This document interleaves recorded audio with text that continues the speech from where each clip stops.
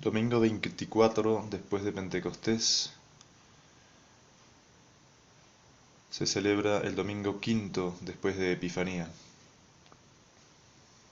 En el primer nocturno del breviario romano, las lecciones son del comienzo del libro del profeta Daniel. En el año tercero del reinado de Joaquim, rey de Judá, vino Nabucodonosor, rey de Babilonia, contra Jerusalén y la sitió.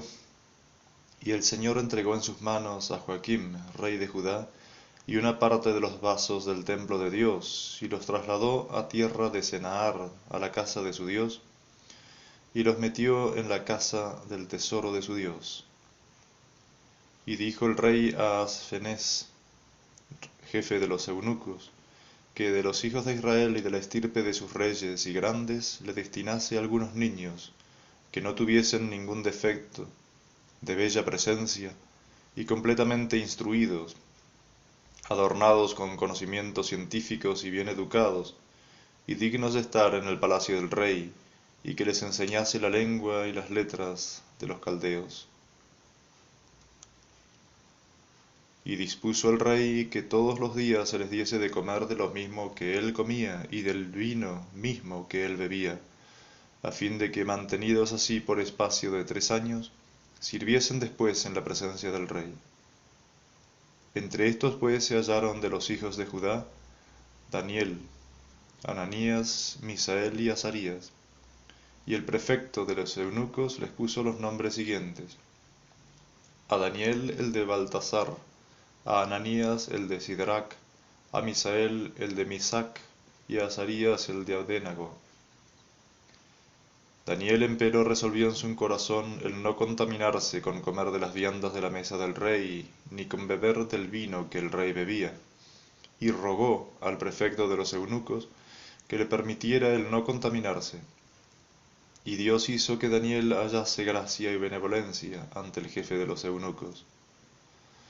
Y dijo el prefecto de los eunucos a Daniel: Me temo yo del rey mi señor, el cual os ha señalado la comida y bebida, que si él llegare a ver vuestras caras más flacas que la de los otros jóvenes, vuestros coetáneos, seréis causa de que el rey me condene a muerte.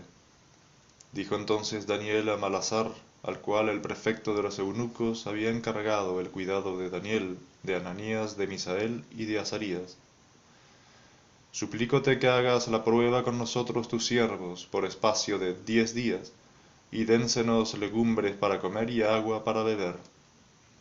Y observa nuestras caras y las caras de los jóvenes que comen de la vianda del rey, y según vieres, harás con tus siervos. Oída por él semejante propuesta, hizo con ellos la prueba 10 días, y al cabo de 10 días aparecieron de mejor color sus rostros y más llenos que los de todos los jóvenes que comían de las viandas del rey. El segundo nocturno está tomado del libro de San Atanasio, obispo, a las vírgenes.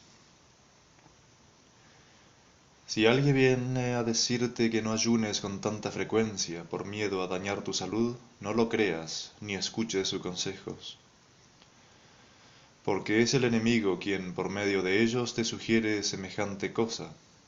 Acuérdate de lo que la Escritura refiere de Daniel, de los 3 jóvenes y de otros de la misma edad llevados cautivos a Babilonia por el rey Nabucodonosor. Había ordenado que se les sirviesen manjares de su mesa y se les obligase a beber de su vino.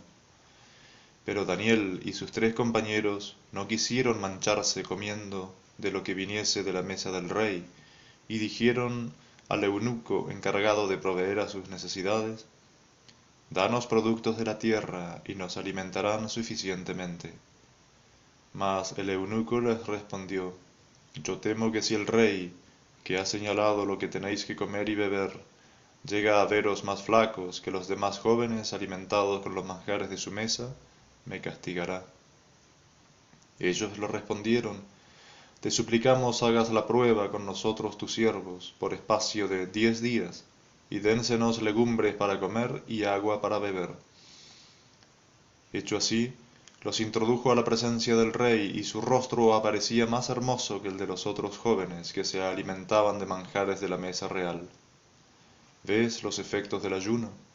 Cura las enfermedades, sana los malos humores del cuerpo, ahuyenta a los demonios, aparta los malos pensamientos, despeja la inteligencia y purifica el corazón, santifica el cuerpo y finalmente lleva al hombre hasta el trono del Señor. Mas para que no creas que exagero al tratar del ayuno, puedes ver en el Evangelio un testimonio que te ofrece el mismo Salvador, porque habiéndole preguntado sus discípulos cómo podrían expulsar los demonios impuros, respondió nuestro Señor: este género de demonios sólo se expulsa por la oración y el ayuno. Si alguien pues se ve atormentado por el espíritu impuro, recuerda estas palabras y emplee este remedio, esto es, el ayuno, y al punto le abandonará el espíritu maligno, acuciado y espantado por la influencia del mismo, porque en nada se complacen tanto los demonios como en vernos entregados a los excesos en el comer y en el beber y a los regalos del cuerpo. Grande es el poder del ayuno, y por su medio se realizan grandes y admirables cosas, porque de otra suerte, ¿cómo podrían ciertos hombres obrar tantas maravillas y prodigios, y cómo se serviría Dios de ellos para devolver la salud a los enfermos, sino en razón evidentemente de sus prácticas espirituales, de su humildad de espíritu y de su santa vida? Porque el ayuno es el alimento de los ángeles, y el que de él se alimenta debe ser mirado como si él mismo perteneciera al orden angélico. Las lecciones del tercer nocturno son tomadas del Santo Evangelio según San Mateo.